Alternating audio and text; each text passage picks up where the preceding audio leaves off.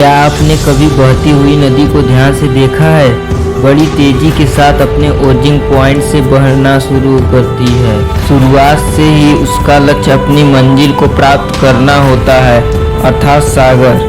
रास्ते में हजारों बाधाएं आने पर भी वह लगातार बहती रहती है। भले ही कुछ जगहों पर उसकी रफ्तार कम हो जाए, लेकिन वह रुकती कभी नहीं है। अपनी सुरीली आवाज के साथ बहती हुई नदी अपनी मंजिल की ओर लगातार बढ़ती रहती है और कैसे भी हो अपना लक्ष्य प्राप्त करके ही रहती है। सोचो, यदि नदी बीच में ही बहना छोड़ दे तो क्या होगा? उसका पानी ठहर जाएगा और वह कुछ ही दिनों में सूखकर नष्ट हो जाएगी। दोस्तों, यही हमारी लाइफ में होता है।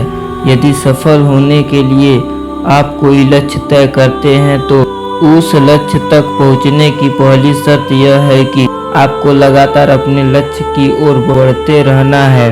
यदि कहीं रुके तो असफलता निश्चित है।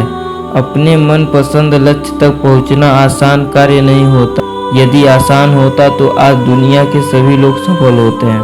सफलता के रास्ते में बहुत सी बाधाएं सामने मुंह फैलाए खड़ी मिलती हैं। यह बाधाएं हमें रोकने की पूरी कोशिश करती हैं। जो लोग मन से कमज़ोर होते हैं, जिनका कॉन्फिडेंस लेवल बहुत कम होता है, वह इन परेशानियों के आगे झुक जाते हैं और असफलता को स्वीकार कर लेते हैं और बाद में अपने भाग्य को कोसते हैं। लेकिन आप जैसे वीर इन परेशानियों का सीना तान कर सामना करते हैं। भले ही टारगेट तक पहुंचने की स्पीड में कुछ समय के लिए कमी आ जाए, लेकिन रुकते नहीं, और जो रुकते नहीं उन्हें अपनी मंजिल तक पहुंचने से कोई रोक नहीं सकता।